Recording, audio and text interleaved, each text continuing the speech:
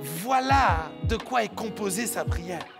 Il est tellement nourri des psaumes qu'il y a une prière qui va jaillir. Et quand on prie avec les psaumes, alors l'impossible devient possible. Alléluia, quelle joie, quel honneur pour moi d'être ici, de vous voir. Vous êtes beaux, magnifiques. Vous avez bien démarré la nouvelle année? Oui. Waouh, grosse ambiance. Non, vraiment, c'est un grand honneur, une grande joie d'être là. Je me réjouis. Vous avez les salutations de l'équipe pastorale de la Porte Ouverte de Mulhouse. Vraiment, c'est un grand honneur. Je vous aime. Vraiment, j'aime David, Karine, mais je vous aime vous. J'aime la chapelle. Et je me réjouis de passer ce culte avec vous. J'espère que vous aussi. Ça va, ça va. Trop bien. Cool. Je ne sais pas comment tu as démarré ton année, mais il y a 2 ans de cela, pour Damar Hamlin, l'année a mal commencé. Je ne sais pas si tu es familier avec Damar Hamlin. Il fait du football américain pour les Buffalo Bills. Et j'aimerais qu'on puisse lancer la petite vidéo parce que au cours du match du 2 janvier 2023 contre Cincinnati, il va se faire plaquer et sous la pression du plaquage, si la vidéo numéro 1 peut être lancée, ce serait génial. Et bien, sous la pression du plaquage, il va faire une crise cardiaque, il va s'effondrer en plein match et ils vont stopper le match et tout le monde va s'agenouiller. Tous les joueurs vont s'agenouiller, le staff, tout le stade va s'agenouiller. Même les commentateurs sportifs vont se mettre à prier en live à la télévision. Le monde entier qui regarde ce match s'arrête pour prier. C'est juste hallucinant de voir comment ils ont commencé l'année dans une tempête terrible et à décider de prier. Et alors que les médecins interviennent, vu le choc, vu tout ce que les médecins ont vu, ils ont très rapidement déclaré même s'il survit, il sera un légume. Les médecins ont déclaré très rapidement cela. Il a été amené à l'hôpital, il a passé 9 jouurs à l'hôpital et le miracle arrive. Tout d'un coup, il va reprendre vie. Alors qu'il reprend vie, il lui annonce: vous ne jouerez plus jamais au football américain. C'est un miracle que vous soyez en vie, mais vous ne jouerez plus jamais au football américain. Ceux qui connaissent savent qu'aujourd'hui encore il est sur le terrain et que Dieu a opéré un miracle. L'impossible est devenu possible parce qu'ils ont commencé par prier. Ils ont commencé par prier. Et nous voulons lire Éphésiens 5, versets 15 à 21 comme un texte cadre de ce que nous allons voir aujourd'hui. Éphésiens 5, versets 15 à 21. Voilà ce que la Bible dit. La Bible dit: prenez donc garde de vous conduire avec circonspection, non comme des insensés, mais comme des sages. Rachetez le temps parce que les jours sont mauvais. C'est pourquoi ne soyez pas inconsidérés, mais comprenez quelle est la volonté de Dieu. Ne vous enivrez pas de vin, c'est de la débauche. Soyez au contraire remplis du Saint-Esprit et entretenez-vous par des psaumes, par des hymnes, des cantiques spirituels, chantant et célébrant de tout votre cœur les louanges du Seigneur. Rendez continuellement grâce pour toutes choses à Dieu le Père, au nom de notre Seigneur Jésus-Christ, vous soumettant les uns aux autres dans la crainte de Christ. En ce début d'année, on se pose tous la question: comment est-ce que je dois me conduire? Quelle résolution? Il y a ceux qui ont déjà pris leur résolution et ceux qui devraient en prendre. T'as bien fait de venir. Mais on a tous mille et une questions face à cette nouvelle année, aux nouvelles perspectives. Comment me conduire? Comment être sage dans un monde insensé? Comment être sage? Comment avoir de la sagesse pour gérer mes finances, mon temps, ma vie? Comment gérer cette vie-là? Je ne sais pas vous, mais je me sens souvent dépassé par comment gérer mon corps, mon temps, mon argent, ma famille, mon église, ma vie spirituelle, ma vie émotionnelle. Wouh! Ça fait beaucoup, mais j'ai l'impression d'être tout seul, ça ne me dérange pas. Vous prierez pour moi à la fin, je suis au bon endroit. C'est fou parce qu'on est dans un monde où il n'y a plus de cadre, où chacun fait ce qu'il veut et le monde part en vrille. Le texte dit que les jours sont mauvais. Les jours sont mauvais, la violence a augmenté, divorce, abus, ignorance. On nous ignore de plus en plus, une société individualiste. Les addictions sont en progression, l'alcool, la drogue sont en recrudescence, mais les tromperies dans les couples, dans les familles, et les guerres et les bruits de guerre. Nous avons envie d'oublier que le monde part en vrille, mais pourtant la guerre est à nos portes. Et j'aimerais nous rendre attentifs à ne pas croire que nous sommes loin de la guerre. La guerre est à nos portes. Nous devons veiller, nous devons être conscients que les jours sont mauvais. Mais Jésus n'a jamais promis que tout irait bien. Jésus a toujours été clair que la vie serait difficile, que les jours seraient mauvais. Il nous a annoncé les choses. Si nous avons été bousculés par le Covid, c'est comme si on en est sorti aujourd'hui. On se dit, on ne veut plus en entendre parler, on veut vivre. Mais les amis, ce qui s'est passé au Covid peut nous tomber dessus à tout moment. Les jours sont mauvais. Les jours sont mauvais et honnêtement, je sais que pour vous, l'arrivée du froid, de la neige, c'est mauvais. Pour moi, c'est mon bonheur. S'il neige ces derniers jours, c'est parce que je prie pour ça, d'accord? Tout va bien. Ne m'en voulez pas, je suis le coupable, d'accord? mais je crois qu'il y a de vraiment mauvais jours pour beaucoup. La maladie, des moments terribles. Et le texte nous dit, nous devons racheter le temps. Nous devons racheter le temps. Il y a un enjeu. Ne pas nous perdre dans l'alcool, le texte dit. Traduction moderne, ne pas se perdre non plus dans Netflix, dans Insta, dans les réseaux sociaux, ne pas se perdre pour oublier. Mais que c'est un temps où il nous faut être remplis du Saint-Esprit et un temps où nous devons nous entretenir par des psaumes. Voilà ce que le texte dit. Le texte dit que dans ces jours mauvais, pour bien nous conduire, nous avons besoin d'être remplis du Saint-Esprit et nous avons besoin de nous entretenir par les psaumes. Voilà l'enjeu qui est devant nous. Nous devons faire cela. Les poissons, dans la tempête, font quelque chose d'assez exceptionnel. Quand une tempête arrive, les poissons prennent de la profondeur. Et je crois que nous aussi, nous devons, face aux moments difficiles, apprendre à aller en profondeur, dans la présence de Dieu, et nous entretenir des psaumes. Nous entretenir des psaumes, qu'est-ce que ça veut dire s'entretenir? Quand tu entretiens quelque chose, c'est quelque chose de régulier, de quotidien. C'est comme manger. Et je crois que nous devons manger les psaumes. Après avoir bien mangé pour les fêtes, nous devons manger les psaumes. Amen. Je vous prépare pour le jeûne et prière. Nous devons nous nourrir des psaumes. Nous devons nous nourrir d'une nourriture qui va nous aider à gérer les temps difficiles, à gérer les tempêtes. Alors, c'est un réflexe à acquérir. Et je crois que nous avons besoin de travailler sur nos habitudes, sur nos réflexes. Quel est ton réflexe? Quel est ton réflexe? C'est Jonas qui, au milieu d'une tempête, dans le ventre d'un poisson, qui va faire une prière exceptionnelle. Il aurait dû aller à Ninive, mais il a fui à Tarsis, il a désobéi à Dieu. Et alors qu'il va se retrouver dans une tempête, dans le ventre d'un poisson, voilà la prière qu'il va faire. Jonas 2, versets 3 à 10. Écoutez bien la prière de Jonas. « Dans ma détresse, j'ai invoqué l'Éternel, et il m'a exaucé. Du sein du séjour des morts, j'ai crié, et tu as entendu ma voix. Tu m'as jeté dans l'abîme, dans le cœur de la mer, et les courants d'eau m'ont environné. Toutes tes vagues et tous tes flots ont passé sur moi. Je disais, je suis chassé loin de ton regard, mais je verrai encore ton saint temple. Les eaux m'ont couvert jusqu'à m'ôter la vie.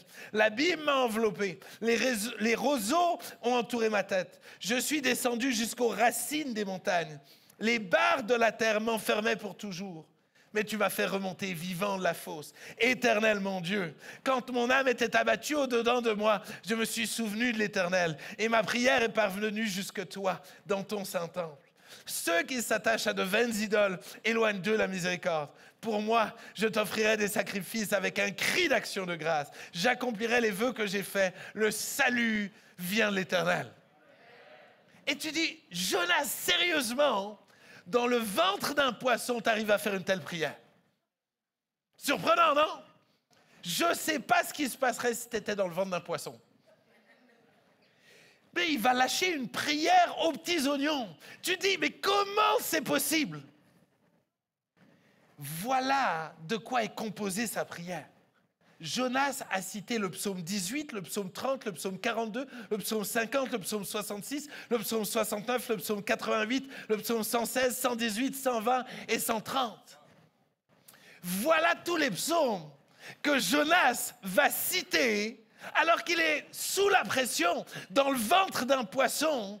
Il est tellement nourri des psaumes qu'il y a une prière qui va jaillir. Une prière qui va jaillir et qui va l'amener finalement à revenir à la vie, à être recraché par le poisson et à rentrer dans l'appel de Dieu. Je crois réellement que nous devons, comme Jonas, nous nourrir des psaumes afin de pouvoir prier dans des moments compliqués, afin de pouvoir bien réagir dans des moments où la pression est grande. Peu importe si tu as péché, peu importe ta situation, mais il y a des moments, si tu te nourris des psaumes, tu vas pouvoir lâcher des prières. Et ces prières vont produire un changement de vie.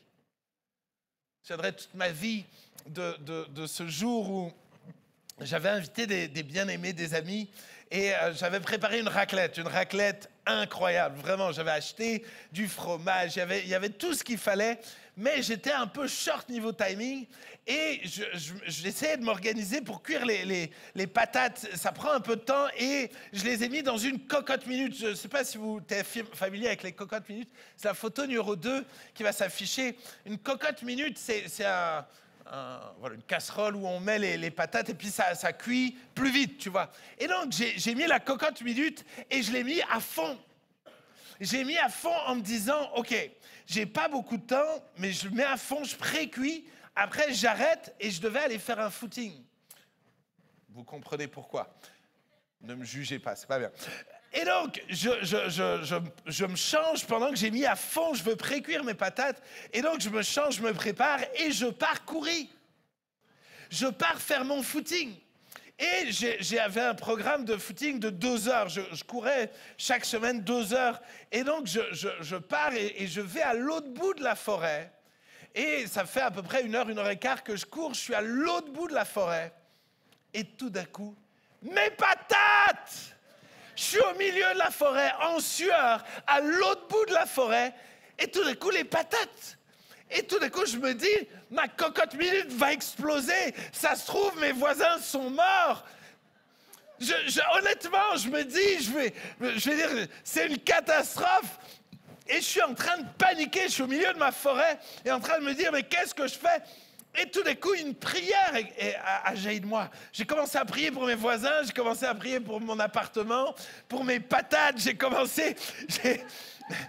Et en même temps, tu sais, tu cours, tu t'imagines des trucs, tu pries, tu sais pas trop comment faire. Mais il y a un truc qui sort de moi, une prière. Je ne peux pas m'empêcher de courir en priant. Je ne peux pas m'empêcher, malgré les visions apocalyptiques que je vois dans ma tête, je ne peux pas m'empêcher de prier.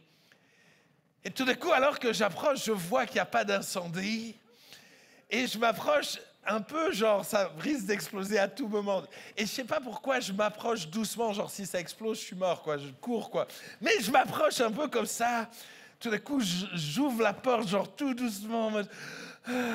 Et je m'approche de la casserole. Alors, j'éteins le feu, je prends les patates un peu comme ça, je le mets sur le truc. Et donc, je me dis, oh purée, maintenant, mes patates, c'est fini, ça doit être une purée. Ça fait 2 heures que ça... Et je suis là, ça fait... Toute la pression sort de partout. Et puis tout d'un coup, j'ouvre. Les patates étaient cuites à point. Alléluia! Et de me dire, mais wow! Sous la pression, le fait de prier opère des miracles. Et si ça a opéré un miracle et a sauvé la vie de Jonas, ça a sauvé mes patates. Et si Dieu se préoccupe autant de sauver ta vie que d'agir dans ton quotidien, et si prier est... Alléluia, on peut applaudir le Seigneur. Alléluia. Les amis, prier doit devenir notre style de vie, doit devenir un réflexe à avoir. Et c'est assez extraordinaire parce qu'on voit que Jésus lui-même avait ce réflexe-là, de prier, de lâcher des prières constamment, constamment. Et on voit que Jésus lui-même était tellement nourri des psaumes qu'au moment le plus difficile de sa vie, il va prier les psaumes. Mon Dieu, pourquoi m'as-tu abandonné? Père, je remets mon esprit entre tes mains. À ce moment-là, Jésus cite des psaumes. Pourquoi? Parce qu'il s'est nourri des psaumes. Parce que les psaumes sont là pour l'aider à gérer la pression, à gérer la souffrance, à gérer un des moments les plus difficiles de sa vie. On vit tous des moments de pression. On vit tous des moments où on est comme compressé. Mais comme la cocotte minute, on a besoin d'évacuer la pression. Ça a besoin de faire... Il faut qu'il y ait quelque chose qui sorte de toi. Si ça ne sort pas de toi, tu risques d'exploser. Les apôtres eux-mêmes, alors qu'ils étaient persécutés, qu'on les menaçait, on les a fouettés, on leur empêchait de parler de Jésus, voilà ce qui se passe. Acte 4, verset 23 à 31. Acte 4, verset 23 à 31. Voilà ce qu'il est dit. Après avoir été relâchés, ils allèrent vers les leurs et racontèrent tout ce que les principaux sacrificateurs et les anciens leur avaient dit. Lorsqu'ils l'eurent entendu, ils élevèrent à Dieu la voix tous ensemble et dirent: Seigneur, toi qui as fait le ciel, la terre et la mer et tout ce qui s'y trouve, c'est toi qui as dit par le Saint-Esprit, par la bouche de notre Père, ton serviteur David, pourquoi ce tumulte parmi les nations et ces vaines pensées parmi les peuples? Les rois de la terre se sont soulevés et les princes se sont ligués contre le Seigneur, contre son oint.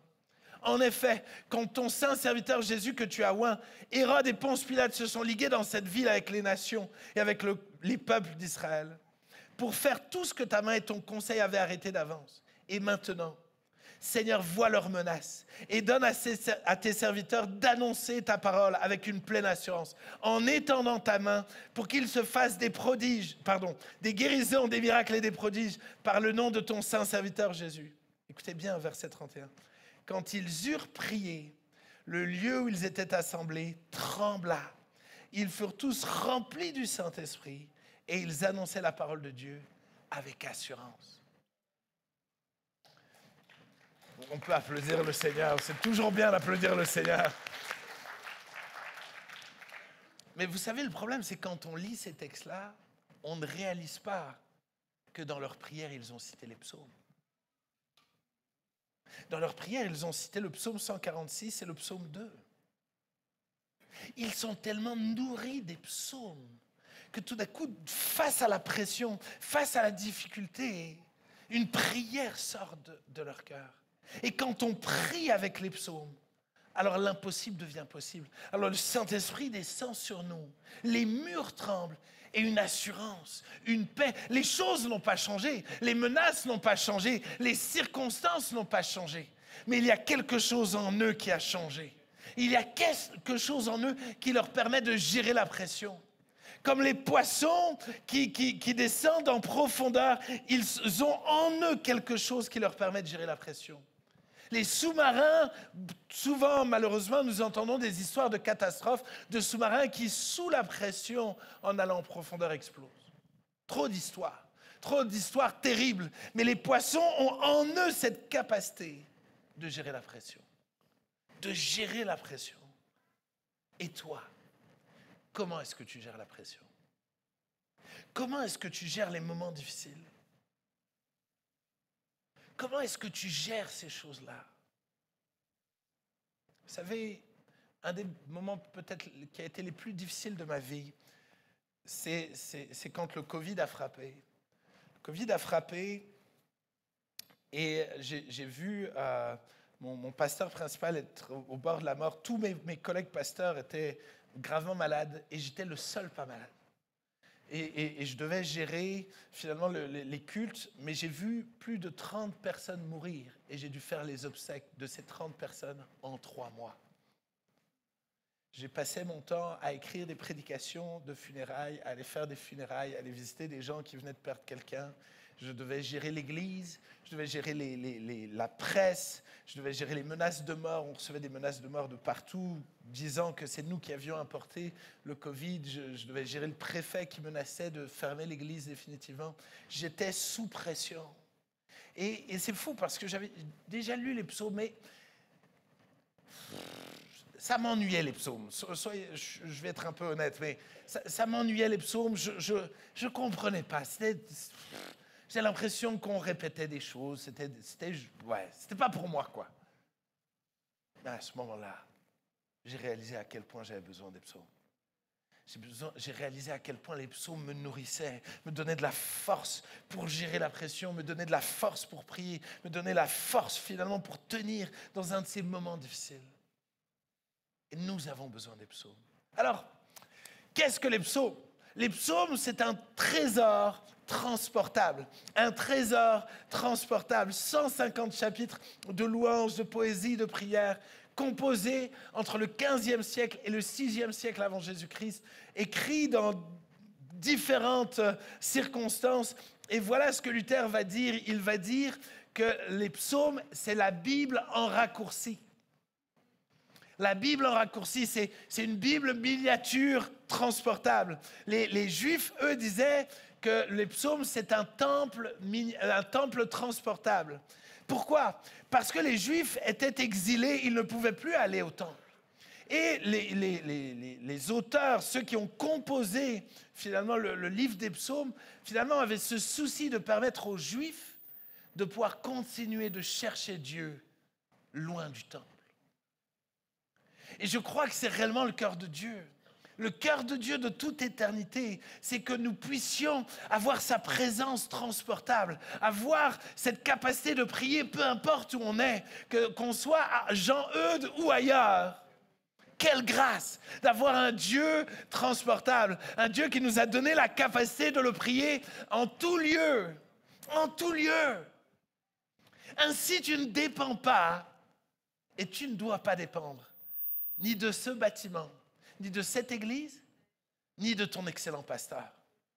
Je ne suis pas en train de dire que tu n'as pas besoin d'église. Ce que je suis en train de te dire, c'est si on te ferme le bâtiment et ton pasteur meurt, ce n'est pas la fin de ta vie spirituelle. Pourquoi? Parce que tu dois dépendre premièrement de Dieu. Dieu veut que tu le cherches en tout lieu et en tout temps.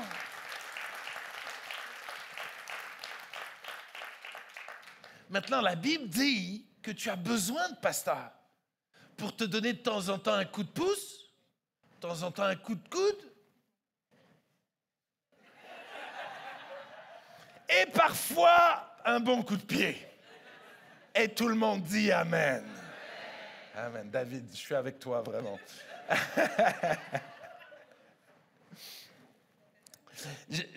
J'aime cette notion que les psaumes ont été écrits dans des temps de victoire, des temps de solitude, des temps de contemplation, mais des temps de tentation, de joie, de désespoir, des temps de deuil, de maladie, de trahison.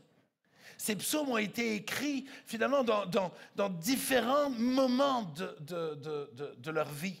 Et c'est assez extraordinaire parce qu'on a l'impression qu'on est passé du téléphone filaire au téléphone, au smartphone. Finalement, on est passé du téléphone filaire où finalement on devait aller au téléphone dans un endroit, au téléphone portable. Aujourd'hui, partout où je suis, je peux téléphoner. Si j'ai un problème, je me suis perdu dans le Québec, dans la montagne et tout ça, à tout moment, je pouvais appeler les urgences. À tout moment, j'étais en sécurité, je ne me suis pas posé 1000 questions. J'ai pu voyager dans tout le Québec, je ne me suis pas perdu. Pourquoi? Parce que j'avais mon téléphone qui m'indiquait le chemin. Je ne sais pas, messieurs, dames, comment vous avez vécu sans le téléphone portable. Je ne sais pas comment vous êtes retrouvés dans ce monde sans téléphone portable. Honnêtement, je ne sais pas. D'accord, vraiment, je serais en panique sans mon téléphone. Mais ce téléphone me permet également d'appeler ma femme et ma fille pour leur dire combien je les aime. Ce téléphone me permet d'avoir des urgences, mais ce téléphone me permet d'avoir des cœurs à cœur. Et c'est exactement le but des psaumes. C'est que tout d'un coup, cette relation avec Dieu est transportable de partout et dans toutes les circonstances. Je fais une petite parenthèse. c'est que nous avons besoin des psaumes dans les moments difficiles. Mais j'ai envie de te dire que les moments de grande joie et de grande victoire sont des moments plus difficiles et plus dangereux que tu n'imagines. Parce que dans ces moments-là, vite on oublie Dieu et on oublie qu'on a besoin de Dieu. Et on oublie de le remercier. Et alors on laisse place à l'orgueil. Et l'orgueil est un des plus grands dangers auxquels nous faisons face. Satan est tombé par orgueil. Lui, il était le plus proche de Dieu de l'histoire de l'humanité. Et pourtant, l'orgueil l'a fait tomber. Si tu n'apprends pas à louer Dieu quand tout va bien, tu es en danger. Amen. Ça ne me dérange pas. Si tu ne dis pas Amen, ça ne me dérange pas, je vais le faire pour toi. Mais nous avons besoin de réapprendre à dire merci, de réapprendre à louer Dieu. Nous avons besoin de nous exercer à louer Dieu. Sinon, nous sommes en danger. Nous sommes extrêmement en danger. Une autre chose qui m'impressionne dans les psaumes, je ne sais pas si tu as déjà remarqué ça, mais des fois, David, il craque, tu vois. Quand il parle de ses ennemis, il va un peu trop loin. C'est même gênant, tu vois. Quand il dit « Dieu, j'aimerais que tu éclates les dents de mes ennemis sur le sol », je suis mal à l'aise, tu vois. Je suis en mode « Dieu, tu veux vraiment que je prie comme ça ?» Genre, vraiment. Et si Dieu préférait que tu pries comme ça, plutôt que toi, tu le fasses? Et si Dieu avait envie que tu pètes des câbles sur les autres auprès de lui, plutôt que face aux autres? Et si Dieu voulait que tu t'énerves sur ta femme devant lui, plutôt que devant elle? Il y a eu un amen. Et c'était un homme. On priera pour toi à la fin, vraiment, tu viendras en premier.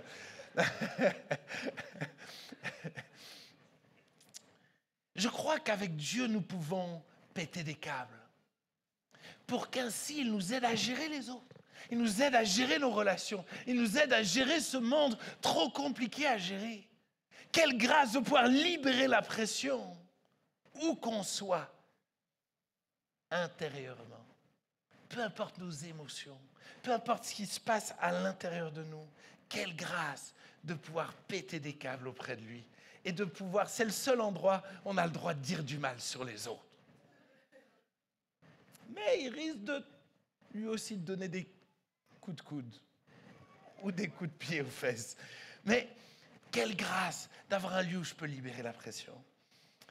Une chose que j'ai notée et qui me paraît extrêmement importante, c'est que les psaumes ne sont pas des prières magiques. Les psaumes ne sont pas des prières magiques. Malheureusement, je vois de plus en plus des gens dire « Si tu proclames le psaume 34 7 fois d'affilée, tu seras guéri. » Par pitié, fais pas ça. Ce n'est pas des prières magiques. On n'est pas dans de la magie, d'accord? Les prières, les psaumes sont des sources d'inspiration du Saint-Esprit pour nous aider à nous tourner vers le Dieu capable de te guérir, capable d'agir dans ta vie. Les psaumes, c'est une source d'inspiration. Ce n'est pas une formule magique. S'il te plaît, fais attention à ce que tu écoutes sur Internet. Je n'avais pas prévu de dire ça, mais amen. Qui sont les auteurs? Qui sont les auteurs? La plus grande partie des psaumes, c'est David qui les a écrits. Vous connaissez David? L'homme qui a fait n'importe quoi, qui a couché avec la femme d'un autre, qui a tué son mari. Vous voyez? Ben voilà. C'est lui qui a écrit la plupart des psaumes. Ça veut dire que même quand on fait n'importe quoi, il faut qu'on prie. Amen. Moïse est un des auteurs des psaumes. Moïse, l'homme d'État, l'homme intelligent, l'homme solide. Mais en même temps, Moïse, c'est l'homme qui avait du mal à parler, qui ne parlait pas bien. Il n'était pas à l'aise pour parler. Donc ça veut dire que même si j'ai des grandes responsabilités, il faut que je prie. Mais ça veut dire que si je ne suis pas à l'aise pour parler, il faut que je prie. Est-ce que tu connais les fils de Corée? C'est marrant, on parle des fils de Corée. Corée, c'est un homme rebelle. Ben, ses enfants ont écrit plein de psaumes, et des beaux psaumes.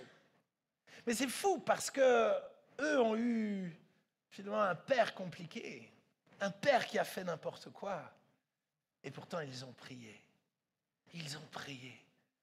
Peu importe ton histoire, peu importe ce que tu as vécu, c'est pas parce que ta famille a fait n'importe quoi que tu ne peux pas devenir un homme, une femme de prière.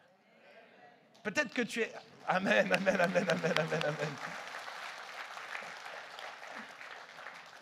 Peut-être que tu es comme Asaph. Asaph, c'était un chantre, un lévite. C'est un peu l'image du staff, c'est un peu l'image de ceux qui servent le Seigneur à plein temps. Et finalement, c'est l'image que nous aussi, on ne doit jamais oublier de prier.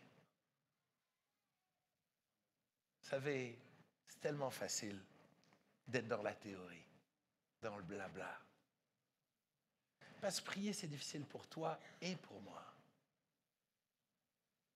Et nous avons tous tellement besoin de prier. Qu'on soit au parking, qu'on soit à s'occuper des enfants, on a tous besoin de prier. On a tous tellement besoin de prier. Et enfin, il y a 49 psaumes qui ont été écrits par des anonymes. Il y a de la place pour toi. Il y a de la place pour nous. Nous sommes des anonymes, nous sommes des gens saints. Nous avons besoin de prier. N'importe qui peut prier. Alors, comment prier? Comment prier concrètement selon les psaumes? Alors, c'est assez incroyable de voir que peu importe la longueur, il y a des psaumes de 2 versets et des psaumes de plus de 200 versets. C'est extraordinaire de voir que tu peux prier courtement et longtemps. Tu peux balancer une prière avant un entretien d'embauche, mais tu peux prendre le temps de t'évader. Quelle grâce pour moi, de fois, d'avoir des temps où je vais jeûner et prier plusieurs jours sans rien d'autre que Dieu. La première fois que ça m'est arrivé, honnêtement, j'étais en panique. Je me disais, il faut que je ramène la louange. Et Dieu me disait, t'as juste besoin de moi. Non, mais je vais ramener des livres chrétiens. T'as juste besoin de moi. Ramène juste ta Bible et moi. Et j'étais là 3 jours. Qu'est-ce que je vais dire à Dieu? Honnêtement, déjà que j'ai du mal à parler dans la vie quotidienne avec des humains, mais alors avec Dieu, 3 jours. Et Dieu m'avait demandé de faire ça, je ne sais pas, il y a 20 ans, 15 ans de ça. Et j'étais en panique. Je pense que ces 3 jours ont été certainement les plus beaux 3 jours de ma vie. Mais parce que tout d'un coup, tu découvres Dieu comme un ami. Tu découvres une sphère de Dieu que tu ne mesurais pas. Parce que trop souvent, nous limitons Dieu à des petits moments. Encore une fois, le but, c'est pas de dire il faut prier des heures. Moi, des fois, j'entends des prédicateurs, je prie 3 heures tous les matins. Je ne prie pas 3 heures tous les matins, d'accord? Tout va bien? Ça va? Je vous ai calmé là? Ou, ou peut-être vous êtes inquiet, mais honnêtement, je veux prier de tout mon cœur. Ce n'est pas une performance. Honnêtement, tous les psaumes sont différents. Et prie, des fois un peu plus, mais prie de tout ton cœur. Tu peux prier seul ou à plusieurs. Différents psaumes ont été faits pour être lus à plusieurs, d'autres seuls. Mais j'aime ces ingrédients tellement variés. Écoutez bien, on passe du simple au très profond, de la colère à la beauté, du drame à l'émerveillement, de la tristesse à la louange, du pessimisme à l'amour, de la détresse à la prière, de l'indignation à la reconnaissance, des lamentations à la soumission, de la confession à la réconciliation. J'aime ces prières tellement riches, tellement vraies, tellement authentiques. Tellement authentiques.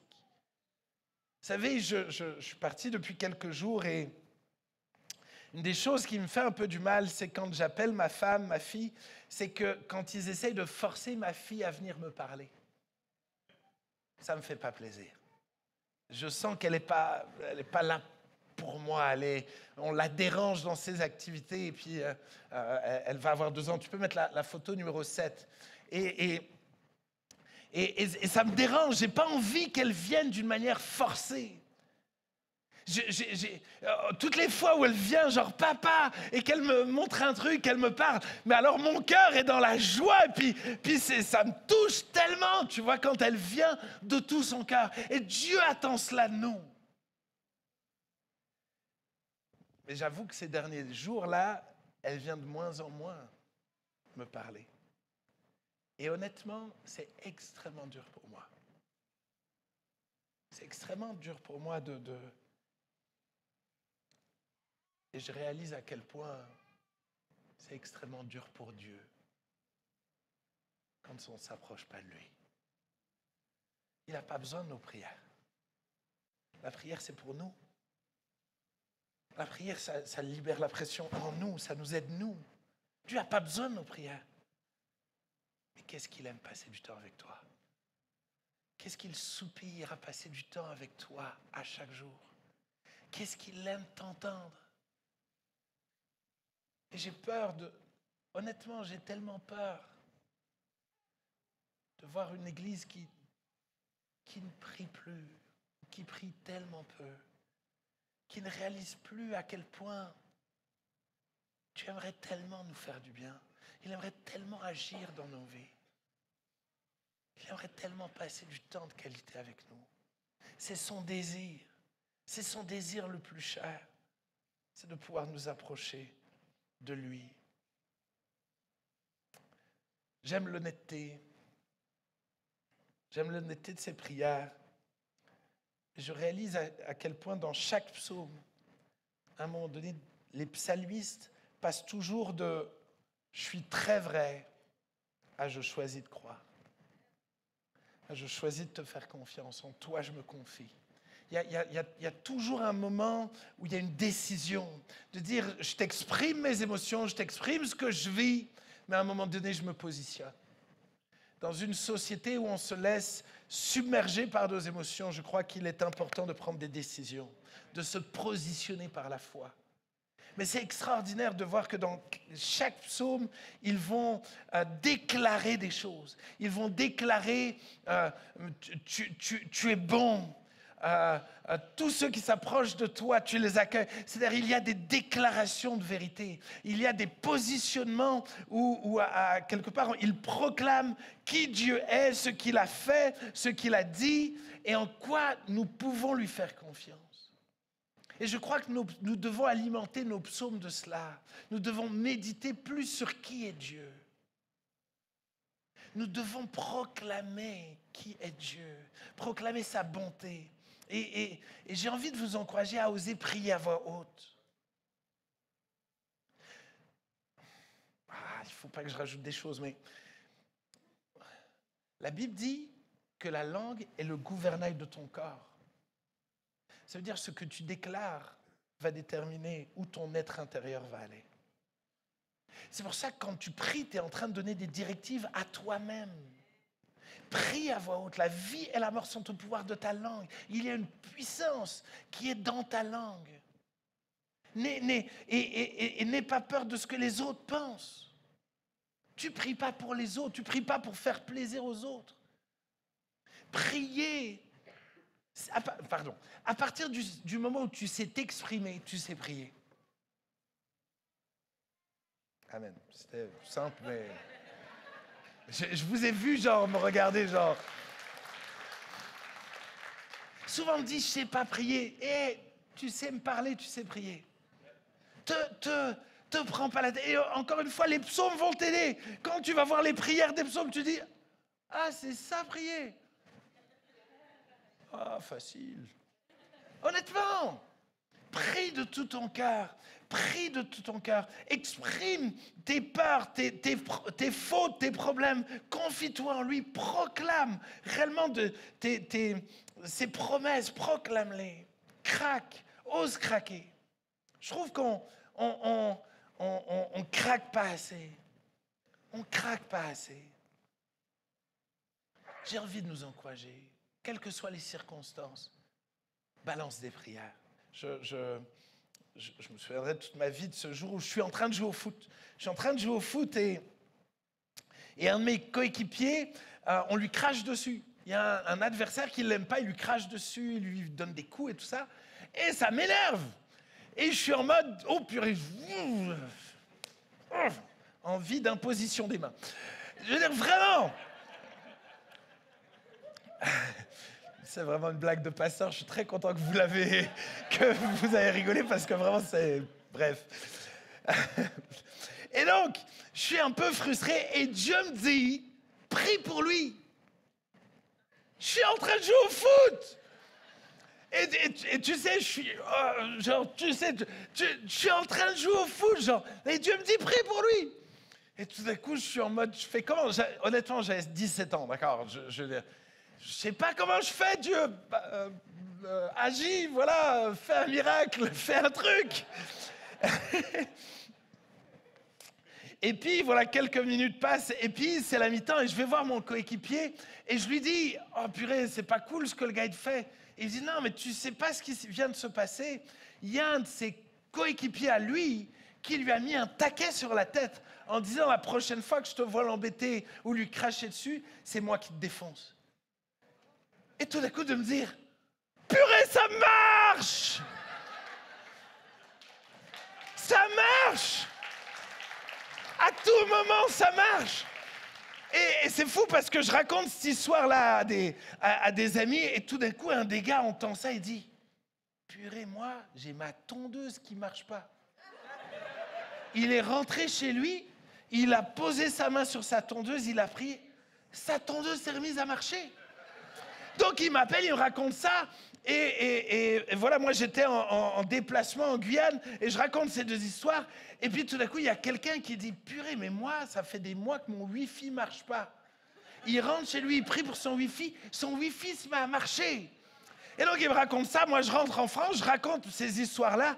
Et tout d'un coup, pendant que je prêche et que je raconte cette histoire-là, il y a quelqu'un qui dit, punaise, dans l'église, on a un vidéoproche qui ne marche plus. Le gars quitte la prédication, va prier pour le vidéoproche se remet à marcher. Et donc, tout d'un coup, je rentre dans je ne sais plus où, et je raconte cette histoire-là. Et tout d'un coup, il y a une jeune qui dit, punaise, moi, mon chauffe-eau, il ne marche plus. On était en plein hiver, et les réparateurs ne viennent pas. Elle rentre chez elle, elle prie pour son chauffe-eau. Son chauffe-eau s'est remis à marcher. Les amis, je pourrais vous raconter la suite de l'histoire. Il y a plusieurs épisodes. Mais les amis, ça marche! Prier, ça marche! Prier, ça marche! C'est possible de prier. J'aimerais terminer avec mon dernier point, les merveilleuses conséquences de prier avec les psaumes. Les merveilleuses conséquences de prier avec les psaumes. Psaume 21, verset 8. Écoutez bien. Le roi se confie en l'Éternel, et par la bonté du Très-Haut, il ne chancelle pas. Psaume 22, verset 5. En toi se confiaient nos pères. Ils se confiaient, tu les délivrais. Ils criaient à toi, ils étaient sauvés. Ils se confiaient en toi et ils n'étaient point confus. Psaume 112, verset 7. Il ne craint point les mauvaises nouvelles. Son cœur est ferme, confiant en l'Éternel. Je pourrais continuer comme ça. Et quelle promesse de savoir que quand on prie les psaumes, alors on devient solide. On n'est plus confus. On ne chancelle pas. Tout d'un coup, on peut garder du calme malgré les circonstances. Tout d'un coup, il y a une sagesse qui arrive pour savoir comment être, comment réagir, comment gérer les circonstances. Finalement, comme David, je peux gérer mes problèmes, mes difficultés, mes péchés. Je suis capable de gérer tout cela parce que tout d'un coup, il me remplit de sa paix, de sa présence. Il y a quelques mois de ça, je suis parti au Pérou, si on peut lancer la photo numéro 3. Et je suis parti faire des sommets de 6000 mètres. Et alors que je venais de faire un sommet de 6000 mètres, je venais de marcher là pendant plusieurs jours, j'arrive à un camp de base à 5000 mètres d'altitude. Et on s'installe là, et puis voilà, j'ai fait ça tous les jours, pendant plusieurs jours. Et puis je vais pour me coucher, je me mets dans mon sac de couchage. Puis tout d'un coup, j'arrive pas à dormir. Puis tout d'un coup, une angoisse. Et honnêtement, je pense que c'est la seule fois de ma vie que j'ai connu l'angoisse. Je suis quelqu'un, je n'ai pas peur, je ne suis pas quelqu'un qui a des peurs. Tout d'un coup, une angoisse qui monte, une claustrophobie. Je suis dans la tente, dans mon sac de couchage, on est à 5000 mètres d'altitude. Et tout d'un coup, je vais mal, j'ai l'impression que je vais imploser de l'intérieur, j'en peux plus, je ne sais plus quoi faire. Alors je me dis, ça se trouve, je suis compressé dans mon sac de couchage, je vais me libérer de mon sac de couchage, mais à cette température-là et à cette hauteur-là, c'est pas une bonne idée, mais je fais ça, mais ça va toujours mal. Je me dis, alors il faut que je sorte de la tente, il faut que j'aille m'aérer, ça va me faire du bien. Je sors de la tente et ça ne me fait pas du bien. j'ai juste envie d'hurler, de réveiller tout le monde. On rentre à la maison, c'est fini. Je veux dire, j'ai envie de mourir. C'est horrible, c'est vraiment insupportable. Et tout d'un coup, je ne peux pas l'expliquer. Mais tout d'un coup, le psaume 23, psaume 91, tout d'un coup, les psaumes commencent à sortir de ma bouche. Tout d'un coup, je commence à méditer les psaumes, tout d'un coup, et une paix qui descend sur moi. Mais incompréhensible. Il n'y a rien qui a changé. Il n'y a absolument rien qui a changé. Mais une paix qui descend sur moi. Je suis retourné, je me suis remis dans mon sac de couchage, dans ma tente, et je me suis endormi paisiblement.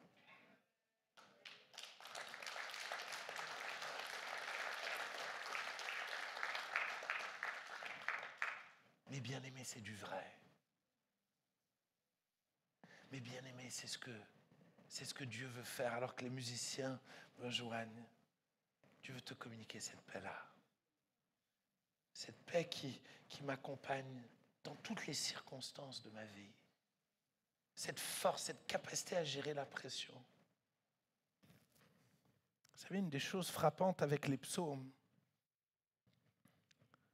c'est que constamment les psaumes parlent d'un Messie. Les psaumes parlent d'un Messie. Et tu as envie de dire, mais vous avez la prière, vous voyez que la prière marche.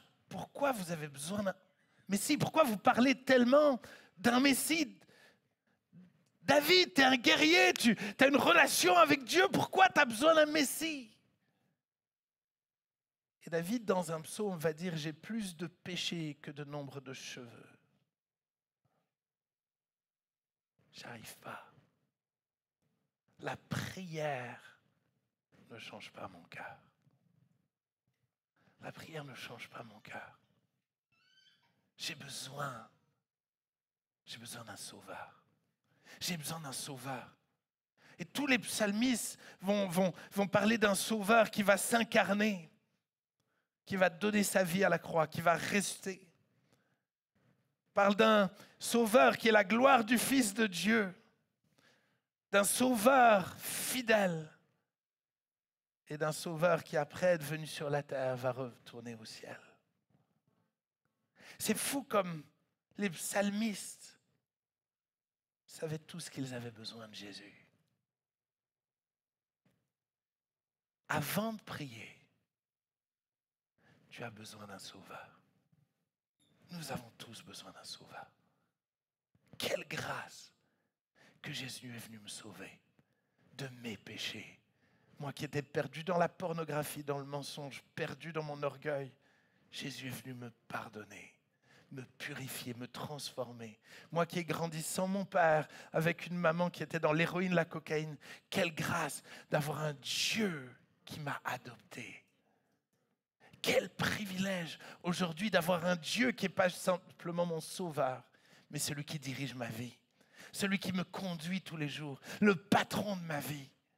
Et parce qu'il est mon sauveur, parce qu'il est mon Seigneur, alors oui, je peux prier. Et je peux prier avec beaucoup de liberté, parce qu'il est mon papa. Parce qu'il est mon papa. Et j'aimerais réellement donner la possibilité à quelqu'un qui est là, qui dit « Hey, moi j'ai besoin d'un sauveur. Aujourd'hui, tu peux le rencontrer. Fermons nos yeux. »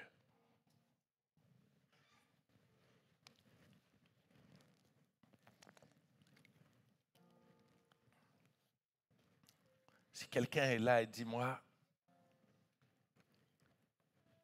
j'ai besoin de prier, j'ai besoin des psaumes, mais je réalise que j'ai premièrement besoin d'un sauveur. Je suis perdu dans mon péché, dans mon orgueil. Ma vie n'a aucun sens, je suis perdu. » Sache que Jésus est mort sur la croix par amour pour toi. Dans le seul désir d'être en relation avec toi. De pouvoir t'adopter, de pouvoir t'aimer, de pouvoir te transformer. Et pour cela, il a pris ton péché sur la croix. Ainsi, il te suffit de t'abandonner à lui. de reconnaître tes fautes, de croire qu'il est celui qui te pardonne, mais de croire qu'il est le Dieu de la résurrection, ainsi qu'il est capable de te permettre de naître de nouveau, de repartir à zéro.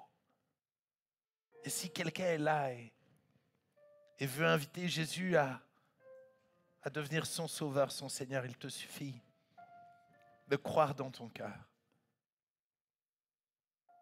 Et j'aimerais prier pour toi et j'aimerais t'inviter à lever la main si tu veux que je prie pour toi. Alors que tu veux inviter Jésus à venir régner dans ta vie. Tu peux lever la main à ta place et la baisser. C'est plusieurs mains qui se lèvent. Il suffit de lever la main et la baisser. C'est extraordinaire. Dieu a vu chacune des mains qui sont levées. Et j'aimerais prier pour toi, mais peut-être j'aimerais te challenger, d'oser faire une prière dans ton cœur alors que je prie pour toi. Osez l'inviter. Invite-le avec tes mots. Seigneur Jésus, merci d'être là. Merci d'aimer tous mes bien-aimés. Tu les aimes tellement, comme tu m'as aimé. Ton désir, c'est de les adopter. Ton désir, c'est de les chérir. Ton désir, Seigneur Jésus, c'est de leur donner une place pour l'éternité au ciel. Mais pour cela, tu as payé le prix à la croix. Pour que leurs fautes soient effacées. Pour que leurs péchés soient pardonnés. Merci Jésus de les pardonner de leurs péchés, de les libérer et de leur permettre de naître de nouveau. Au nom puissant de Jésus. Là où ils sont, tu fais une œuvre surnaturelle, miraculeuse dans leur cœur. Merci pour ta grâce. Merci pour ta bonté et ta fidélité. Merci d'intervenir puissamment. Au nom de Jésus. Merci Seigneur de les accompagner maintenant dans cette nouvelle vie, dans cette nouvelle relation avec toi. C'est tellement bon. On est tellement fiers d'eux. Et je me réjouis tellement de ce qu'ils vont vivre avec toi. Au nom puissant de Jésus. Amen. Est-ce qu'on peut applaudir nos bien-aimés qui ont levé la main, qui sont donnés à Jésus?